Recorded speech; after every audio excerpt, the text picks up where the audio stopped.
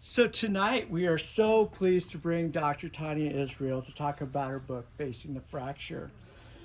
We thought of her so much that we wanted to give her a proper introduction and proper discussion by bringing in one of my former journalist colleagues, good friend of Chaucer's.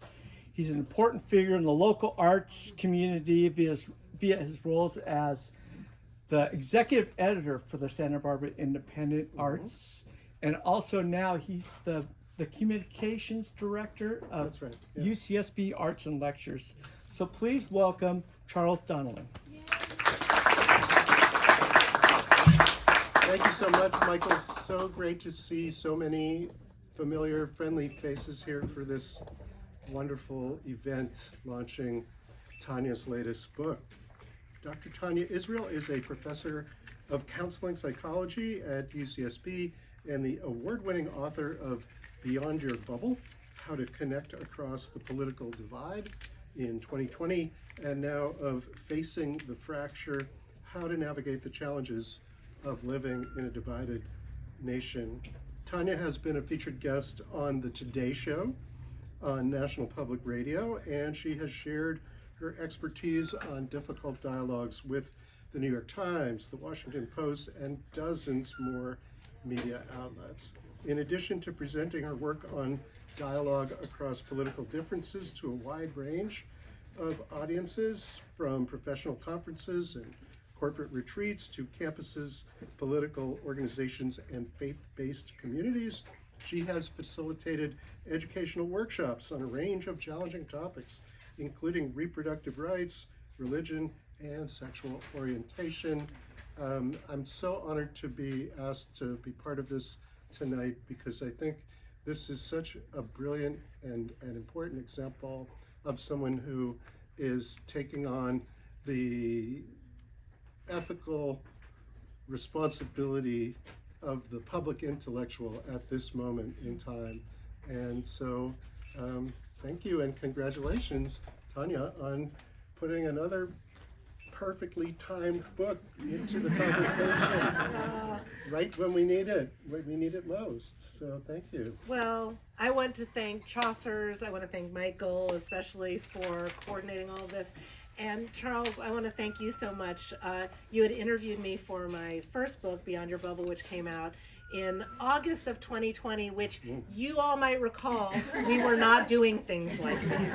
And so I just have appreciated your support and encouragement throughout. And I want to thank everybody for being here. I didn't get to do this for my first book, and I am so moved by just you showing up and all of your support and your interest in this. So thank you. And now Charles and I get to have a conversation, and if you all, I think that maybe if there's time, then I hope that we get questions. I'm sure Okay, there are fantastic. questions. Fantastic. So thank you for your service on the front lines of what now really feels like a long struggle. The struggle to understand and appreciate one another in a time of political polarization. So before we dive into the three different sections of the new book of Facing the Fracture, I was hoping that you would share with us a little bit about the genesis of this project, the big overall project, and then also maybe explain the relationship between Beyond Your Bubble and Facing the Fracture, because I see them as in their own kind of dialogue. So what's different about this book and this moment, but maybe start with how you got started in the whole process of trying to address these issues. Go ahead. Absolutely. Thank you for asking that. So I'm going to start back in the 1990s, but don't worry, I'll go very quickly through it. So in the 1990s, I had started a group to bring together pro-choice and pro-life people to have dialogue with each other. And it was a transformational experience for me. It didn't change anything about how I felt about reproductive rights, but it changed so much about how I felt about people who disagreed with me about it. And I really took that forward with me into my work for the last quarter century of doing research on LGBTQ psychology, which has certainly brought me into contact with people who did not see eye to eye with me. And then when the 2016 election happened, I was caught off guard, as many of us were. And I realized that I was living in a bubble, in my nice Santa Barbara bubble that I'm surrounded with right here, and that we were having trouble as a country connecting across this divide. And as a counseling psychologist, I'm always about trying to find solutions. What can we do? Is there something I can do to help? So I started creating resources like the flow chart that will resolve all political conflict in our country. Spoiler alert, it has not yet resolved all political conflict in our country, but it's available for free on download from my website, so we're gonna fix that. Anyway, so I ended up, that turned into a workshop that then turned into a book. And from that book, a lot of people said, oh, this is so helpful, because they were struggling with dialogue issues, and they said, this is a great guide. And then there were other people who said, well, it's really nice that you wrote this book about how to have dialogue, but I don't want to talk to those people. Or just dialogue wasn't their concern, but they said, I'm still kind of losing it. You know, I'm struggling with, you know, listening to the news. I'm struggling with, you know, just seeing my neighbor's lawn sign. There's so many things that I don't feel prepared for here. And I was like, all right, I guess I can do something about that too. So this book is a broader approach, because it's not just about dialogue. In fact, you don't even get to dialogue until chapter 8, because I was like, there's so much that you need before you would even be interested in that. Fantastic, thank you. That's exactly what I was looking for. And now we're going to get into it a little bit, because you know, you open with a section called Reducing Polarizing Input, and I think this is so crucial, because I find so many things continue to polarize me. I'm sure other people feel this way as well, and I wonder if it's always been this way. It doesn't feel like it. It feels like the media landscape in particular has shifted, and it can be very difficult. And I'm just going to give very quickly a personal example. You know, I grew up reading the New York Times. I grew up in Massachusetts, and that was just the paper that, you know, we got the local paper too, but and I'm now having some issues with the New York Times. I feel like a lot of stories that I didn't expect to go in a certain direction, like, you know, Yankees lead series 2-1, and why that's bad for Joe Biden. Is that really what the story is about? So tell me, we've got a new media landscape, and you have some ideas about how people can cope with it. And in particular, I know this is on everyone's mind right now, disinformation and the way in which people can or cannot spread it on social media. So maybe you can talk about a little bit about those topics. Absolutely. Yeah. Well, I'll start with, you know, you said it seems like it hasn't always been like this, and what's changed. So I'm not gonna do a ton of definitional things, but I think that this is important. We often think things have changed, that we're much farther apart than we used to be, and in our opinions. And that's ideological polarization. It turns out ideological polarization has increased a little bit, but not so much over the years. What has increased dramatically is our animosity, our hostility toward people on the other side of the political divide. And that's what we call affective polarization. Affective polarization is absolutely on the rise, where increasingly people do not want to work with, live near, or have a family member marry someone who is in the other political party. And so that's the big change that we've seen. We've always had differences of opinions in our country, and in a democracy you need to have that, and you want to be able to have healthy discussion about it. But it's the hostility and the distancing between people on different sides of the divide that's really increased. So that's sort of what's shifted over time. You were also talking about the media and what's going on there, and social media. So, as you know, you've been in the media business, you know. Mm-hmm. So and when I was growing up, it wasn't like this. There were 3 networks. They would show, you know, half an hour of national, international news, and then half an hour of local news, and then you'd watch Cheers, right? It's not like that anymore. You got 24-hour news channels, and they need to keep your attention. So what they will do is show really emotionally activating content. Everything is urgent and breaking. How many urgent and breaking text messages and notifications have you gotten today, right? And so all of that is to keep us engaged. And the worst thing is, we fall for it every time. Like, we see something and we engage with that. And so it's not just what the media is doing. It's the choices that we're making as consumers. And this is really something that I wanted to emphasize in the book, was to empower people to be able to do something about this themselves. Like, it's not just what the elected should be doing and what the media conglomerate should be doing, but how should you be using your phone? Turn off all those news notifications, every single one of them. I'll call you if there's an earthquake, I swear. But our phones are literally in our own hands. So there are things that we can do so that we are not doom scrolling right before bed and then not able to sleep. There are actions that we can take. And so that's really what I've tried to lay out, is what's that path that we can use to try to make our own situations better. Misinformation. Should I address that one now sure, too? Please. I was just at the American Psychological Association meeting, and they put me on this program about misinformation, and I was like, all right, well, I'm going to say some things that people might not have heard before and that might not be consistent with what everyone thinks, which is that misinformation is not necessarily the problem that we think it is, because we are actually exposed to misinformation on a very small basis. In one study with the definition of misinformation that they have, with these 7.5 hours a day of media that we interact with misinformation or disinformation about a minute per day. It's a small part of what we are exposed to.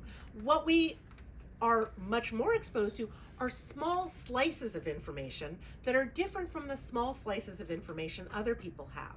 But the media narratives are basically saying, misinformation, everyone's talking about misinformation. And of course people think, yes, misinformation is absolutely affecting those people, but we don't like to think that we are actually buying into any of the misinformation. And no, Beyonce and Taylor Swift are not having a fundraiser for Kamala Harris this week. So there's misinformation that spreads on the left too, I just have to tell you.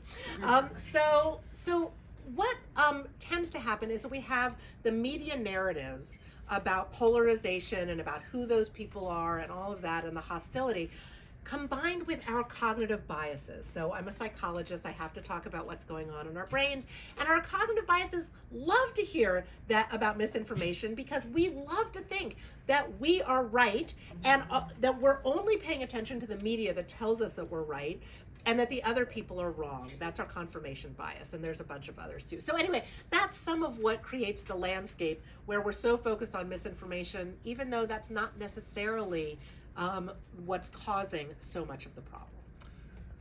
I have questions Great. that address some of the things that you just brought up, but before I lose this thought, I want to say I've had this book now for about a month, and I've been reading it and thinking about it, but it actually works because I now know that the New York Times may think that I've lost interest in baseball, but they know that if they say it's bad for Joe Biden, I'm going to read it. Does everybody follow how that works? Yeah. It triggers me. Drawing And I'm you like, in. oh, yeah, I better find out what happened to the Yankees. And anyway, sorry. But you touched on something I think that's really important, and in your book you call it motive attribution asymmetry. And I think it relates to what you were just discussing, which is the fact that people are disturbed by misinformation because the other side is full of it. Yes, absolutely. Thank you for asking me about my favorite cognitive bias. Thank you. So I don't know if everyone else has a favorite cognitive bias, but this might be yours Those too. cognitive bias. So motive attribution asymmetry is where we think that our own motives are benevolent, that we are motivated by caring and protection, and we think that the other side is motivated by hostility, by selfishness, and by hatred. They hate us. And so this is part of, it goes back to our tribal instincts. Humans evolved living in small groups of people that, we needed each other for protection against a harsh environment. But we weren't only protecting ourselves and our people from saber-toothed tigers, we were protecting ourselves from the other tribes who were in competition for scarce resources. So we see other groups of people as being, aggressive toward us, hostile toward us, and we'd better protect ourselves against them. And so when we see the other side as motivated by aggression, then we're really nervous about them, and we really are afraid that they're going to get into power, and we might be willing to use undemocratic means to keep them out of power because we see them as such a threat. So motive attribution asymmetry really messes with us in terms of the lens through which we're seeing other people's drives and motives. I love the way you frame the issue of cognitive bias, because as someone who spent a lot of my life as a teacher, I have been through several professional development training sessions designed to expose my unconscious bias, and they are pretty effective at making me feel bad. You're like, oh yeah, right, sure, I see that. But you don't put it in that frame, because you talk about it, and the whole section is called building individual capacity, but you end on the note that this whole situation, this difficult moment that we're living through, you see as an opportunity for personal growth. Could you please explain that? Because we need to know. Yeah. How many people know me as an optimist in this room? Yes, everyone who knows me in this room knows me as an optimist. But I truly think that we have an opportunity here, because people are so distressed about political division that they may be motivated to build some of the capacity that's actually going to help us in our lives anyway. Resilience is something that's going to help us, our ability to face challenges. Broadening our minds through perspective taking and intellectual humility, so believing that there might be something beyond the way we're seeing things that would be valuable for us to know about, that's useful. And developing empathy and compassion, those are helpful qualities for us in our relationships with other people. And when I go on to talk about like engagement in communities, there's a lot of things that it's the ripe time for us to be motivated to do something.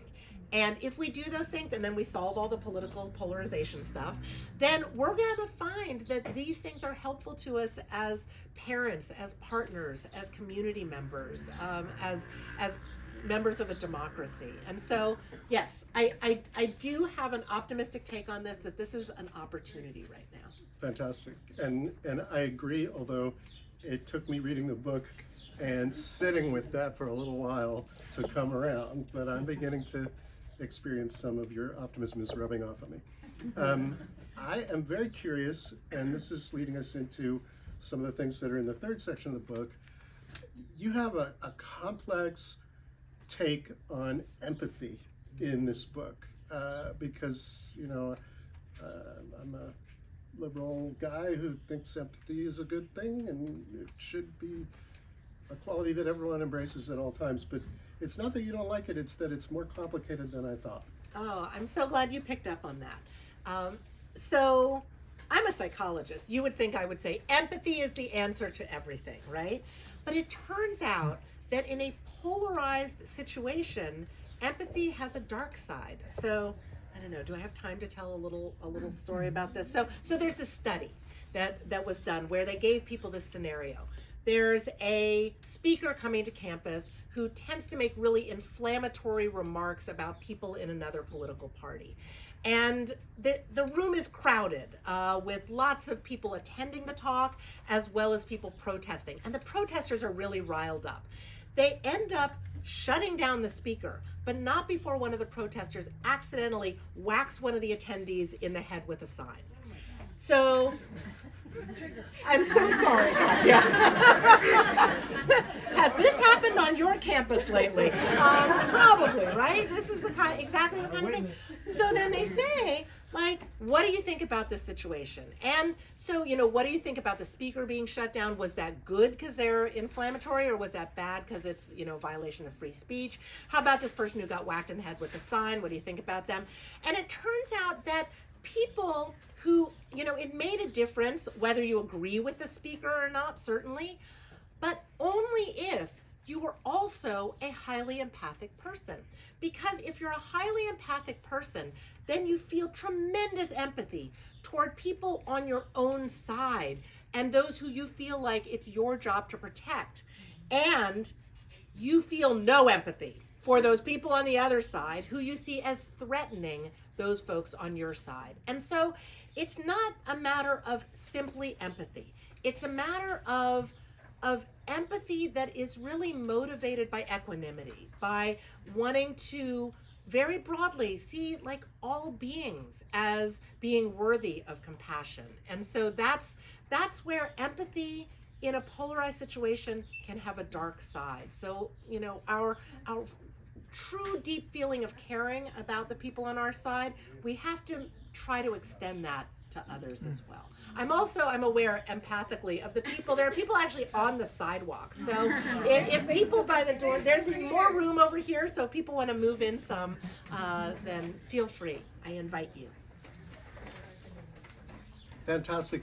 I want to take you to one of your exercises and ask you, because I think you probably do remember, what are the 3 phrases, they're little sentences in the guided visualization, because this was a really powerful, for me, example of how to put this advice that's in this book into action on an everyday basis. And so you say, may you be free from harm. Okay, yeah. May you be healthy and happy. May you grow with ease. And these are adapted from a loving kindness meditation that I learned through the teachings of Sharon Salzberg, and I've adapted it to focus on developing compassion for people across the political divide. And actually, you can find this on my website now. There, you can listen to me sharing that guided meditation. And if that's not enough, you're like, but I want to listen to you for 6 more hours, then you can get the audiobook. But yes, you can hear me just for a little bit. So I am now wearing a bracelet that says read on one side, and then it says ready to be strong. And I wonder if you could talk a little bit more about the kind of strength that you are urging us to find in ourselves, and maybe even mix in a little intellectual humility into that strength recipe. Absolutely. Thank you. So, yes, and if you buy a book, then you're going to get a friendship bracelet made by the author, yes, that says ready to be strong. So, when I wrote this book, I was like, I'm asking a lot of people. I'm asking people to change some pretty ingrained habits they have about the news and their relationship with their phone and how they react to other people based on instincts that have developed over, all of these many generations. I was like, well, what would make people want to do this? And I thought, I think that in addition to it being an opportunity to develop things that will better our lives, I think that it's important to recognize that this is not the easiest path. This is a hard path. But this is a path that not only is going to benefit us individually, but collectively, this is something that we all need. Okay, I'm going to get emotional now. This phrase comes from a speech that I always find inspiring.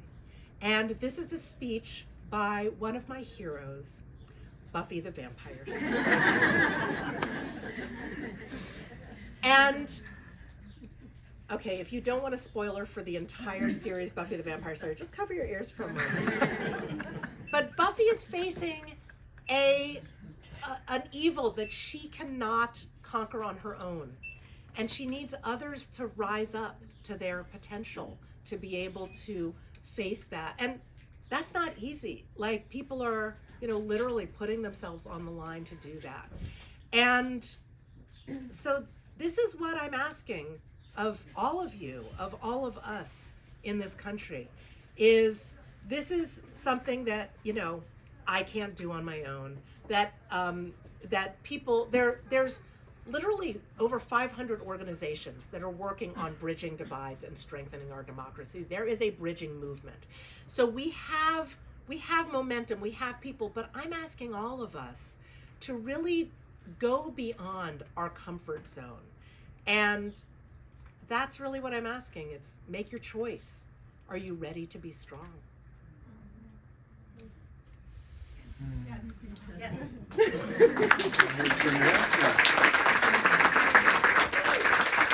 Can we take some questions? Would you like to ask some questions of the author?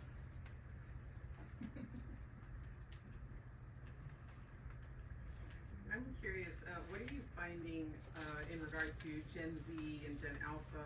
Like, are they falling into this as well, or are they fighting, the divide? Like, how do you find them evolving? I think that's a great question, because there are sort of different challenges generationally, I think. So I'm Gen X, and so, we were the free range people who figured out how to do stuff all on our own. Gen Z is not necessarily coming from that same situation. And so in the resilience chapter, for example, I talk about the importance of being able to have multiple skills. And so one of the skills, we hear a lot these days about boundaries, about how important it is to be able to create boundaries. Here are the, checklist of 10 signs that your partner is a narcissist and you should get away from them, right? And so about creating boundaries. And I'm like, yes, it's very important to create boundaries. And probably my generation isn't as good at that. Like, that's not something that we learned. But it's also important to be able to face challenges and to be able to recognize that something's a challenge and say, all right, I'm going to figure out how to do this anyway. And that's something that, Gen Z is not necessarily as prepared to do, because they haven't received that training and some of those opportunities. So really what we need, this is why we need everybody in this, because we need those kind of skills and capacities for everybody. And it turns out what's most important for resilience, and even when we're talking about resilience from something like trauma, what's really important is that we're able to have multiple possible directions that we can take, skills to be able to do multiple things, and then the skill to be able to discern what's the best move for us to make at that time. So rather than a blanket statement of, I'm never going to talk to those people, I'm unfriending all of my, racist relatives, like, rather than blanket statements, to be discerning and to be skilled. Great question. I have a question for you, Tania. Your wonderful voice for this, thank you. And I have to also give out a shout out to another wonderful voice. He's hiding back there. It's Dr. Jeffrey Stewart, our resident Pulitzer Prize National Book Award winner. I wanted to know how you personally are able to keep that motivation going in times like these. The more I do this work, the more optimistic I am. And some of that is because, honestly, writing this book, I delved into the literature and about all of these different topics, and not all of which I knew everything about. I learned so much, and everything I learned said, wow, there's so much possibility here. Everything I learned about political polarization said, oh my gosh, we're not as far apart as we think we are. Everything that I learned about compassion, about community engagement. Civic engagement is not just good for our communities, it's actually good for us to volunteer. Like, it's good for our mental health. And I was like, this is fantastic. I see so much great stuff. And right now, like literally today, on the day of the book release, I'm like, oh my gosh, I want to get this out. I'm not the only one saying these things, but this is yet another vehicle to empower people and I mentioned the bridging movement, 500 plus organizations. Okay, so the thing I'm going to tell all of you to do is go to the listenfirstproject.org website and sign up for their Listen First pledge, because you will then get an email every Friday on Listen First Friday about one of the organizations in this 500 plus coalition. It is my favorite thing to get in my email because it's so encouraging seeing not just what organizations are doing, but the people who are eager for that, who are looking for something that will help. And so I feel buoyed and encouraged all the time by this. And I'm a psychologist and I'm a researcher. Everything here is evidence-based. So the more I look at the evidence, the more sure I am that we've got a path out of this darkness. Hear, hear. You have a question over here? I'm wondering if you can maybe talk me through some like practical pointers you have to prepare us for interactions with maybe close people or people in our close proximity in our life. For example, if I move into a new apartment building and my next door neighbor was a January 6th protester who seems like a perfectly fine next door neighbor compared to any of my other neighbors in this apartment building. What kind of things should we be thinking about to prepare us to have a meaningful relationship with this person? Yeah, that's a great question.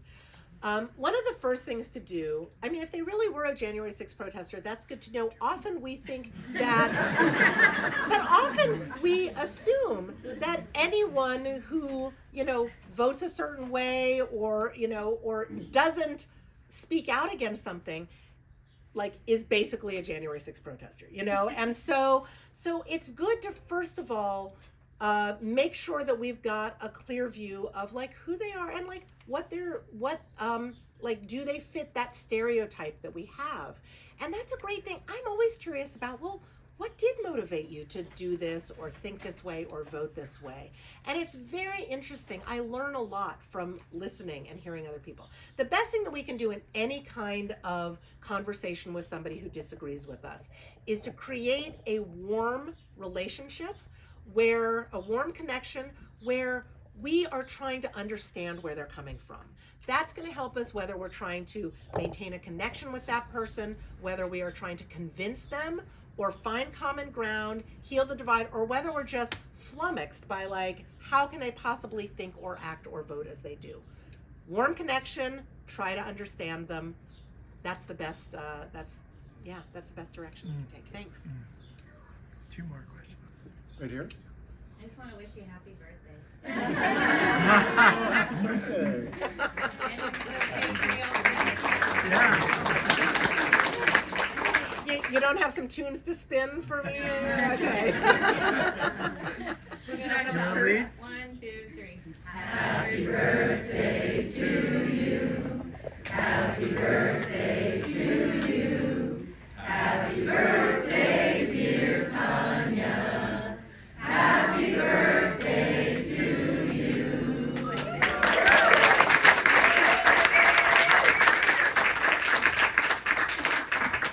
Thank you. I feel very loved and just love up the book too is all I would ask as a birthday gift. Thank you. That was so nice. Let's go one more question. Yeah?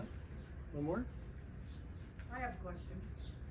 So I have 9 brothers and sisters, and they're pretty much down the aisle split on how they vote. But I have a brother who's gay, who I've been trying to help him. I promote the same thing you are. I'm all about leadership energy, having a ripple effect.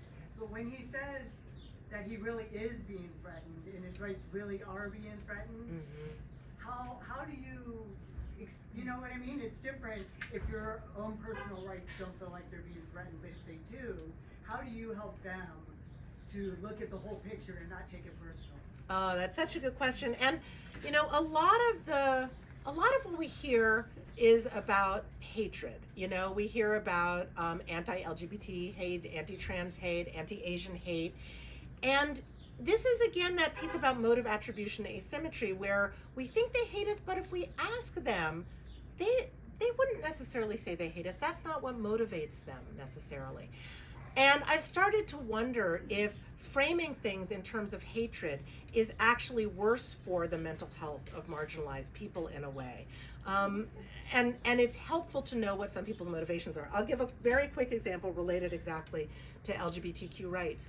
So you might have heard of the law in Florida, the Don't Say Gay law, that was about like what you can teach in schools and what you can talk about. And so, I mean, that's not the official name of the law. So I was like, what does this law actually say? So I went and I read the law. And the law does say things about, you know, you can only share things that are age appropriate, but of course that's all up to interpretation. So I recognize how that can certainly be damaging and people are worried about that. But there's a very important part of it that says you have to tell parents if their child is at risk, you know? And I was like, okay, well, I understand how that could be problematic, because if the child is at risk because they're not out to their parents and they're worried about coming out, then I can see where that would be a problem. And I can also see where a parent might say, I want to know if there's something going on with my kid. And it's not necessary, and not all those parents are going to, you know, kick their kid out or things. Some of them might. So we've got to figure out, how do we deal with this? Because parents who were supportive of that law, to a large extent, seem to be more motivated by, I want to know if there's something going on with my kid. And that's very different from, I hate queer people, you know? And so I think we've got to tease out a little bit more where people are coming from. It'll make us more effective advocates if we're actually speaking to people's motivations that they have, rather than a narrow stereotype of where we think they're coming from. Thank you. All right. We'll go one more. Maybe a follow-up on that though. The people that you're describing, the parents, I understand what you're saying they're thinking, but what about the politicians using it as a wedge issue to cause this to happen? I mean, Yeah. that's harder to accept. I think that's a great question, because we hear a lot from the politicians, and they tend to be, you know, their rhetoric is much more polarized because that's what rallies the troops, you know, that's kind of what they're banking on, is getting people polarized.